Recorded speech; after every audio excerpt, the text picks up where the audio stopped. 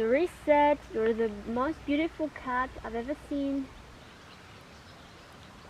Je suis là. Coucou tout le monde, aujourd'hui je suis très heureuse de vous retrouver pour une vidéo FAQ, foire aux questions, ou Ask, aussi connu sous ce nom-là. Le but de ces vidéos c'est que vous me posiez vos questions et que j'y réponde, donc je suis là pour ça. Je voulais filmer cette vidéo en extérieur, dans la nature, parce qu'il fait très beau aujourd'hui, donc j'en profite et je vous en fais profiter aussi. Je suis bien, donc c'est parti, je me munis de mon téléphone portable et je vais chercher vos questions. Je vais commencer par cette question, est-ce que TikTok t'a apporté plus de visibilité? Alors déjà, pour celles et ceux qui ne le savent pas, j'ai un compte TikTok effectivement, donc n'hésitez pas à aller me suivre. Je l'avais ouvert il y a un peu plus d'un an je crois, enfin c'était au début du Covid, et j'avais posté quelques vidéos, puis après j'avais arrêté parce que ça me plaisait plus trop. Et là, je me suis investie à nouveau sur cette plateforme. Je poste de 1 à 3 TikTok par jour, ça dépend. Et j'aime plutôt bien ça. Alors ça dépend ce qu'on entend par visibilité. C'est-à-dire qu'en termes d'abonnés, oui j'ai pris des abonnés sur TikTok en ce laps de temps. J'étais à 285 et là je suis à 670 je crois. Donc j'ai gagné quasiment 400 abonnés, c'est quand même pas mal, pas négligeable je trouve. En revanche, est-ce que c'est ça qui m'a construit une communauté un peu plus grande, un peu plus forte et des gens vraiment investis dans ce que je fais? Pas forcément. Par contre les gens sont hyper accueillants et bienveillants, enfin en tout cas pour l'instant et sous mes vidéos, je reçois que de l'amour et des encouragements, donc j'espère que ça durera. Et que ça me permettra au moment où je ferai la promotion de mes prochains singles d'avoir un petit peu plus d'intérêt quoi en fait de la part des gens qui me suivent. Maintenant faire des vues sur TikTok c'est difficile et ça se fait en reprenant des trends quoi, des trucs tendances, des vidéos tendances. On peut pas arriver et dire voilà moi je fais des covers, poster un cover et penser que ça va faire les millions de vues. Ça peut taper les millions de vues mais ça peut ne pas aussi, et pour l'instant les vidéos avec lesquelles je fais le plus de vues c'est pas mes covers, donc est-ce que c'est intéressant pour moi? Pas vraiment pour l'instant. Ensuite, fais-tu du sport? Donc oui, je fais du sport et je fais du sport à la maison. Je ne suis pas du tout inscrite au sein d'un club, mais j'aime m'entretenir, entretenir ma santé et voilà, rendre mon corps plus tonique. Pas forcément avoir un gain musculaire très important, mais juste voilà, avoir un corps tonique et maintenir ma shape actuelle on va dire, parce que j'en suis satisfaite honnêtement. Donc pour ça je fais du vélo d'appartement. Je fais aussi de la marche, je fais du yoga et je fais de la fitness. Tout ça à la maison, voilà, et j'ai à peu près 3 séances par semaine. Quel genre de livre aimes-tu lire? Le genre de livre que je préfère lire, je crois que c'est les thrillers, voilà, les romans policiers. Vraiment, je me plonge dans l'histoire et je trouve ça assez creepy comme ambiance, je sais pas, j'aime beaucoup lire ce genre de livres, tout comme j'adore aussi les films thrillers, je crois que c'est mon genre de film préféré. Je crois que je n'en ai jamais lu de mauvais pour l'instant, donc j'ai plutôt de la chance. D'ailleurs celui que je suis en train de lire en ce moment, si ça vous intéresse, c'est Une famille parfaite de Lisa Gardner, et je l'adore, il est trop bien, voilà je vous le conseille, je l'ai pas encore fini mais pépite. Sinon je lis aussi des romans d'amour à la Jane Austen. J'aime beaucoup Jane Austen. Sinon j'aime beaucoup les contes philosophiques. Typiquement mon livre préféré c'est Le Petit Prince.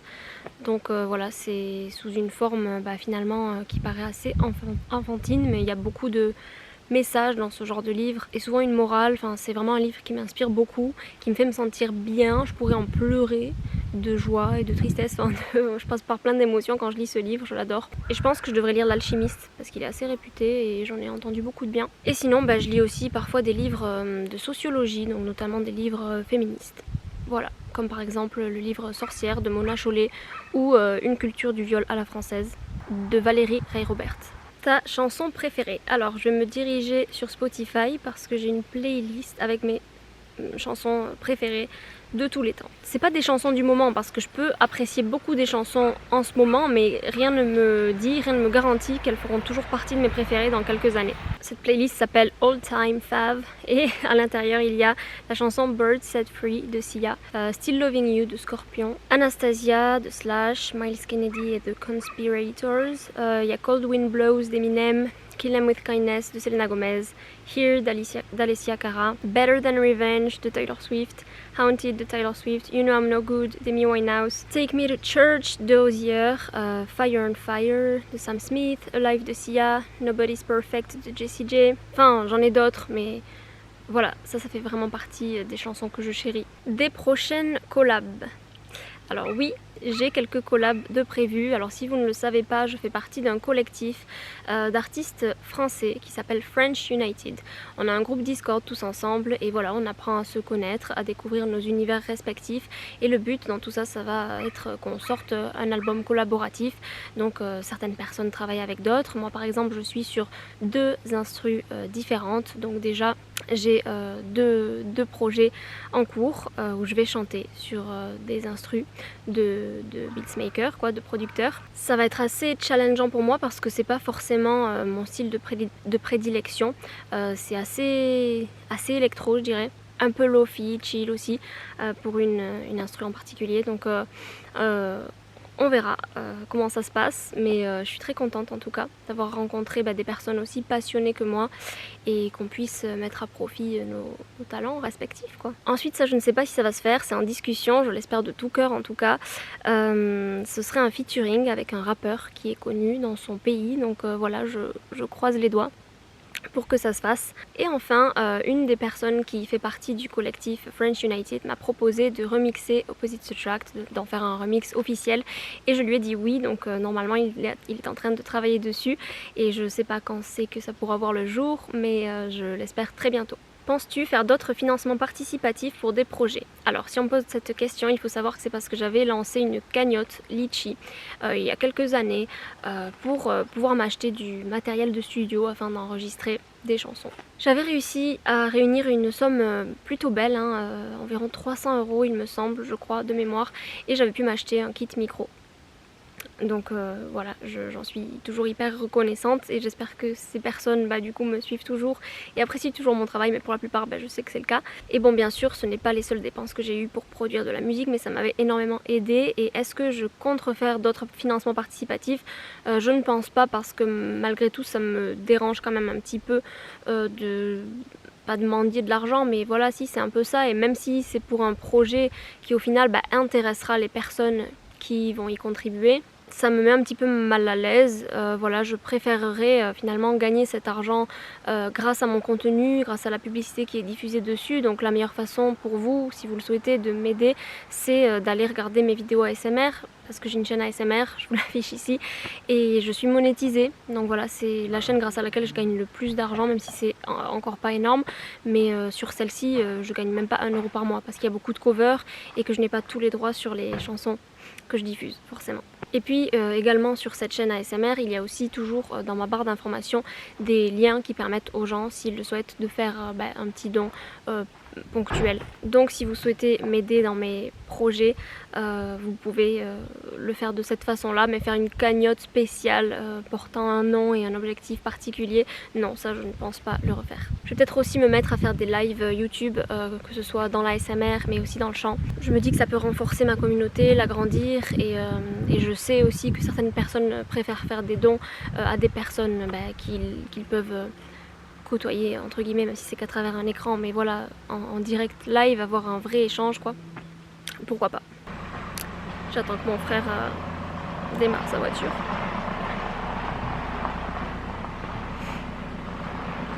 Ensuite, ton signe astrologique. D'après vous, là, commentez maintenant si vous y connaissez un petit peu en astrologie et si vous y croyez, de quel signe pourrais-je être? Allez-y. Je vous laisse un petit peu de temps, allez. Ou alors pensez-le dans votre tête, très fort. Je suis Cancer, voilà. Et j'ai toutes les caractéristiques d'un Cancer, un vrai bon Cancer. Je suis ascendant Balance. Et j'ai quelques côtés des Balances aussi. Maintenant, d'un point de vue plus logique, et si je fais parler ma raison, je me suis penchée sur les arguments en défaveur de l'astrologie. Et ils sont plutôt solides, il faut l'avouer. Donc même si moi je me reconnais dans mon signe et que l'astrologie c'est un domaine qui me plaît réellement, je trouve ça très très intéressant. Et je ne dénigre pas du tout les personnes qui sont à fond dans l'astrologie. et qui y accordent beaucoup de valeur, beaucoup d'importance, mais moi c'est quand même pas mon cas. J'ai un côté de moi plus spirituel, rêveur, et puis l'autre un petit peu plus terre à terre, parce que j'ai des proches aussi comme ça. J'ai notamment regardé la vidéo de Sirius North sur l'astrologie que j'ai trouvé intéressante, mais il y a beaucoup d'autres articles sur internet qui parlent de l'astrologie et qui donnent des arguments sur pourquoi ce n'est pas une vraie science. Après voilà, libre à chacun de se faire son propre avis, tant qu'on ne blesse personne autour de soi et qu'on laisse les autres croire en ce qu'ils veulent croire, je pense qu'il n'y a aucun problème. Moi par exemple j'écoute mon cœur, je sais qu'il y a des périodes de ma vie où je vais avoir besoin pour mon bien-être de me pencher sur des sujets plus spirituels et de me raccrocher à ça, et puis d'autres périodes de ma vie où je ne vais pas en avoir besoin et où je trouve certains côtés du développement personnel, de la spiritualité, parce que c'est un peu lié des fois les deux, assez toxiques et assez culpabilisant finalement. Donc je sais m'en rapprocher quand je le dois et je sais m'en éloigner aussi quand je sais que c'est nécessaire pour moi. Ça m'empêche pas de suivre des comptes d'astrologie parce que ça me fait toujours rire et que pour de vrai je me reconnais totalement dans mon signe cancer, mais je me reconnais d'autant plus dans le type de personnalité INFP. Je sais pas si vous avez fait ce test des 12 personnalités, je vous le mets dans la barre d'infos. Je le trouve assez complet et voilà, ça peut être une alternative au genre de compte astrologie qu'on peut suivre et qui peut vous révéler des informations sur vous, mais sur une base plus factuelle et définie par vos actes, votre façon d'agir en société et tout ça. Une question qui concerne plus l'ASMR, du coup, fais-nous un top 5 de tes meilleurs triggers et pourquoi. Pour les personnes qui ne seraient pas du tout familières avec l'ASMR, je vais définir le mot triggers, c'est un stimulus auditif, un bruit ou visuel qui peut être apaisant pour nous et nous procurer des frissons. Alors beaucoup de mes triggers préférés se basent sur la voix, tout simplement, donc déjà j'inclurai le chuchotement. Ensuite je dirais l'inaudible, je dirais le soft spoken, je dirais les bruits de bouche, j'aime beaucoup, et les visuels, j'adore aussi. Et j'adore le scratching aussi. En fait ça dépend des périodes, des fois je préfère écouter juste des gens qui parlent et des fois j'aime bien écouter des vidéos full triggers, sans voix, par exemple plus pour me concentrer, pour lire un livre, avoir ça en bruit de fond. D'autres jours je vais être plus sensible et réceptive au visuel et pas forcément au son. Enfin voilà, il n'y a pas vraiment de pourquoi, je dirais que c'est mon cerveau quoi qui aime bien et qui se sent partir dès qu'il entend ce genre de bruit. Donc j'ai pas du tout fait un top 5 en fait, hein. Vous pouvez m'insulter. Comment définirais-tu ton style vestimentaire? Pour faire simple, en 3 mots, je le définirais comme classique, girly et un petit peu rock parfois. Ça dépend des jours et de mes envies et des endroits où je vais aussi.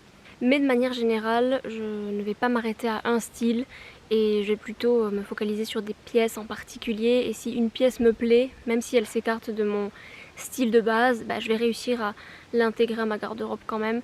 Et voilà, je me mets pas vraiment de limites. Il y a des périodes où je suis beaucoup plus girly et d'autres beaucoup plus rock. Je me prends pas trop la tête quoi. Quels sont les artistes qui t'inspirent? Il y en a tellement, vraiment. Mais je dirais qu'en majorité, c'est quand même des artistes féminines déjà. J'ai été habituée à écouter pas mal d'artistes féminines dès ma plus tendre enfance on va dire, et des artistes anglophones aussi. Typiquement Selena Gomez, Miley, Lady Gaga, Sia, la base.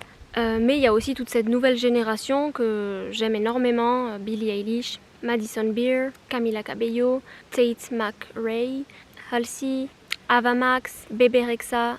Je les adore, je dirais que mon style à moi c'est un peu un mix, un méli-mélo de tout ça. Et pour les artistes masculins, je suis très fan d'Eminem, de Youngblood, Machine Gun Kelly. Enfin voilà, c'est une liste vraiment non exhaustive. Ensuite, est-ce que tu as déjà publié ta chanson préférée de ton album? Alors, il faut savoir que déjà je planifie pas la sortie d'un album pour l'instant, mais d'un EP qui sera composé normalement de 4 titres.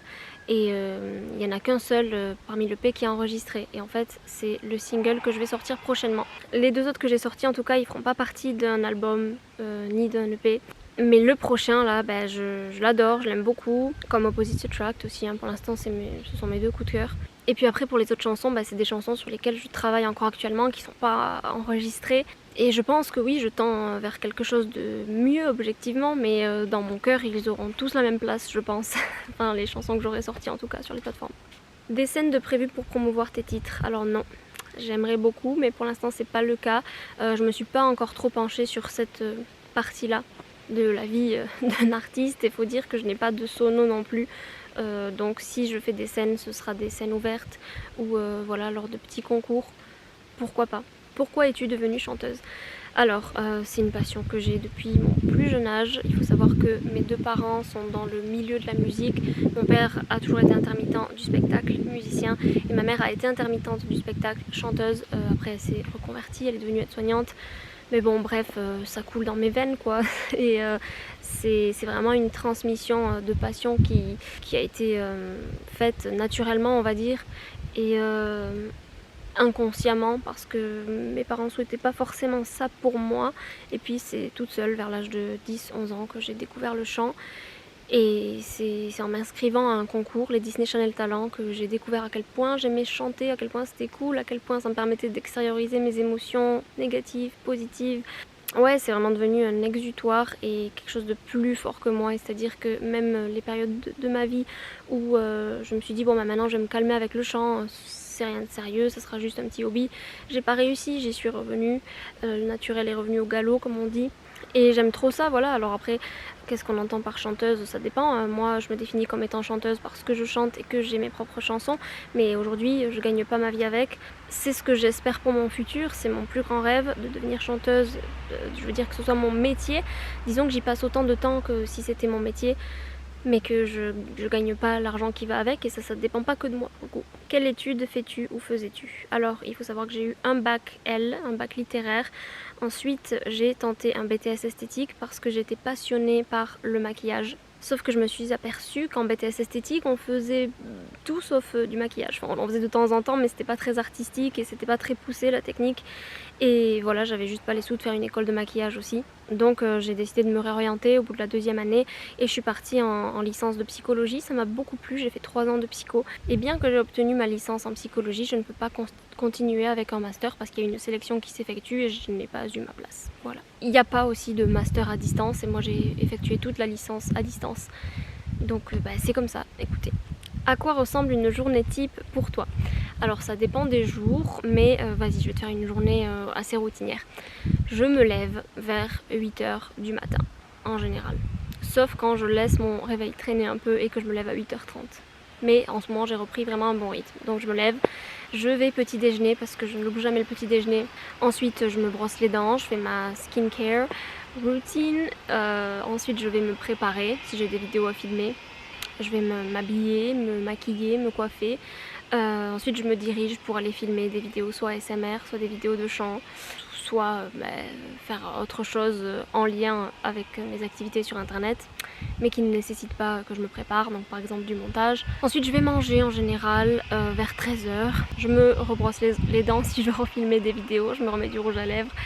Je refilme des vidéos, alors je fais du montage, je réponds aux DM, à certaines propositions de collaboration, ce genre de choses. Je fais des miniatures, je planifie la sortie d'autres vidéos, je travaille sur la promo de mon prochain single, ce genre de choses. Ensuite c'est l'heure du goûter, donc je vais goûter vers 4-5 heures dans le meilleur des cas. Et puis après généralement je me démaquille si je suis maquillée.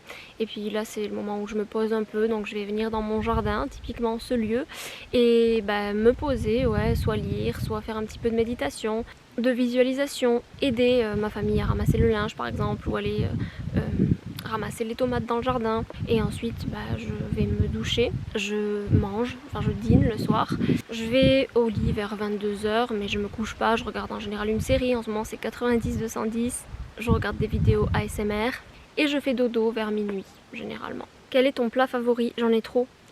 Je suis pas compliquée en nourriture, faut dire, mais des coups de cœur culinaires j'en ai beaucoup, et là encore une fois ça dépend des moments. Mais vas-y, je vais dire les sushis, les sashimi, enfin le poisson cru, j'adore ça de toute façon. Le tartare de bœuf, j'aime beaucoup ça aussi. Les pâtes à la truffe, la go a du goût. Mais sinon j'aime les choses simples aussi, hein. Une bonne pizza, ça me fait très plaisir. Un bon burger également. Les frites du McDo, elles sont trop bonnes, on est d'accord. Les Saint-Jacques, les fruits de mer en général, j'adore ça. En dessert c'est tarte citron meringuée ou panna cotta. Le fromage aussi c'est trop bon, genre le camembert, c'est génial. Comment tu vas? Genre comment va la vie en ce moment, MDR? Alors là en ce moment ça va très très bien. Voilà, depuis le mois d'août, je suis sur une pente montante. Et en juillet, c'était le contraire. Et ça n'allait pas bien du tout.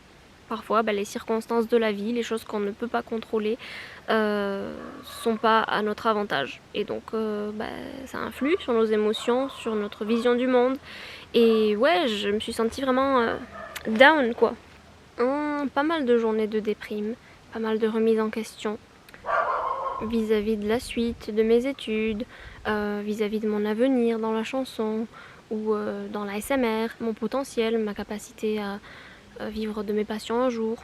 Et aujourd'hui, on va pas se mentir, vivre de sa passion, c'est très très dur parce que on est tous pas en compétition, mais on veut tous la même chose et il n'y a pas vraiment de place pour tout le monde. Enfin, certains seront amenés à réussir mieux que d'autres, entre guillemets. Et même en mettant toutes les chances de notre côté, parfois ça fonctionne pas forcément. C'est pas pour ça que j'arrête, hein. Je suis pas du tout dans une attitude attentiste, au contraire, je suis dans l'action. Rends doudou. Mais ça va, ouais. Et donc j'y crois encore et je fais tout mon possible pour que les choses se produisent, quoi. J'essaye aussi d'avoir un backup, d'avoir une situation plus sûre et confortable, mais je me dis que si je tente pas de faire ce que j'ai envie de faire maintenant, à mon jeune âge, je pourrais peut-être pas le faire plus tard. Et donc c'est maintenant en fait. Et donc voilà, je me dis je vais essayer, je vais me donner encore un an. Je vais créer encore plus de contenu, je vais être encore plus investie sur toutes mes plateformes, sur tous les réseaux. Et là ça va, je me sens plutôt sereine, je me sens plutôt bien. Je profite de cette fin d'été, je vais bientôt partir à Paris voir ma meilleure amie. Et j'ai quelques projets cool qui arrivent aussi. Donc tout devrait bien aller. Et voilà, le message que je voulais faire passer aussi, c'est que c'est normal parfois de ne pas aller bien. Et il ne faut pas se culpabiliser pour ça, c'est vivre une double peine finalement que de se culpabiliser d'aller mal. Vaut mieux accepter ces émotions-là, accepter qu'elles soient là sur le moment maintenant, mais se dire que ça peut évoluer et que si ça va pas aujourd'hui, ça pourra aller demain. Et parfois, certaines personnes ont besoin d'aide aussi, de se faire aider, de voir un psy. Mais n'hésitez pas à parler, à vider votre sac de temps en temps, ça fait beaucoup de bien. Moi, je sais que je le fais sur ma chaîne ASMR par exemple. Et toujours quand je fais ces vidéos un petit peu update de vie, je me sens mieux après. Il faut dire que j'ai aussi une communauté là-bas qui est adorable. Es-tu ouverte au collab? Oui, bien sûr, que ce soit pour la SMR ou pour le chant, je suis ouverte au collab. Et c'est vrai que cette année, j'ai vraiment pris la décision de m'ouvrir tout simplement au monde, aux personnes qui m'entourent et d'arrêter d'être réfractaire à toute proposition. Parce qu'en fait, j'ai le temps maintenant, parce que j'ai envie tout simplement de faire des rencontres amicales dans le domaine de la musique, de partager ma passion et d'évoluer aussi, on est là pour ça. Quels sont tes genres musicaux préférés? Alors, je dirais pop, très certainement, rock et rap. Voilà, et tout ce qui se trouve entre tout ça finalement, et qui en est parfois un mix. Genre pop rock, j'adore. Dark pop, c'est totalement mon univers, donc j'adore aussi. Et rap rock, donc Machine Gun Kelly, j'adore tout simplement. Après, je peux écouter de tout, vraiment. Du classique, du R&B, de la chanson française. Je pense qu'il y a vraiment du bon à prendre un peu partout dans chaque style. Ensuite, est-ce que ton prochain single sera dans le style d'Opposites Attract, donc dark pop? Oui, complètement. Il sera dans ce style-là, dans la même lignée. Et c'est vraiment dans ce style que j'ai envie de m'engouffrer, de plonger plus profondément. Et là, c'est que les prémices de tout ça, je dirais. Et enfin, on va finir par cette question. À quand ton prochain single? PS, t'es génial. Merci beaucoup déjà. Voilà, je voulais vraiment finir par cette question parce que je vous avais promis de vous révéler la date de sortie de mon prochain single, dont je vais pas vous donner le nom encore, mais la date de sortie, c'est le 30 septembre. Voilà. Donc à la date où je filme cette vidéo, c'est dans un mois. J'ai très très hâte et je mets beaucoup d'espoir dans ce single parce que c'est quelque chose. Voilà, merci beaucoup d'avoir regardé ma vidéo jusqu'au bout si c'est le cas. N'oublie pas de mettre un petit pouce en l'air si t'as bien aimé cette FAQ, ce ask. Et si tu souhaiterais en voir un autre, n'hésite pas à t'abonner aussi si tu souhaites en voir un petit peu plus de moi. Et viens me suivre sur Instagram. C'est là-bas que, en général, je demande aux gens de me poser leurs questions. J'espère très sincèrement que vous avez passé un très très bel été, que vous avez pu vivre les choses que vous souhaitiez vivre. Et si ce n'est pas le cas, j'espère que la rentrée sera meilleure pour vous et vous permettra d'avoir cet élan de renouveau, de fraîcheur dont on a parfois besoin. Gros bisous et à très vite pour le prochain single.